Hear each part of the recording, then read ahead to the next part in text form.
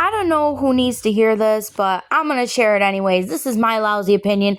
I freaking love All Elite Wrestling. I love what they're doing with Jack Perry, the scapegoat storyline. I love the fact that on Dynamite last night, Tony Khan got his butt whooped, and I think he did a good job of selling. I'm going to say this.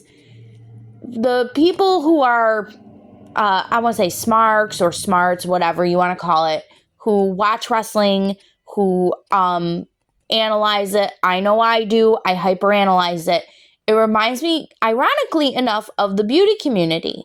And what happens is in the beauty community, we'll watch the latest and greatest eyeshadow palette or product that's come out, and then we'll poop all over it like, oh, I've seen this a million times before. Oh, another pop of blue in a neutral palette, or another pop of green or whatever. And it's like, we've seen it all and done it all before in the beauty community when it comes to makeup.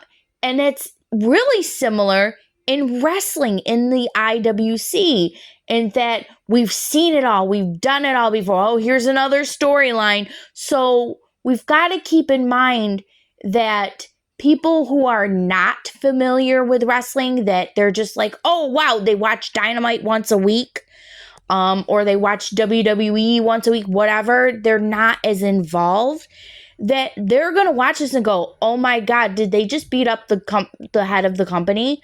That is awesome. That is super cool. So, when you're a smark, or, you think you know everything, like me, I think I know everything. When you're like that, when you're somebody who really truly listens to podcasts and stuff, maybe you listen to Cornette, maybe you listen to JD from New York, or you listen to Dutch Mantel, or whoever, keep in mind that they are not writing their storylines for you who has seen it all and done it all.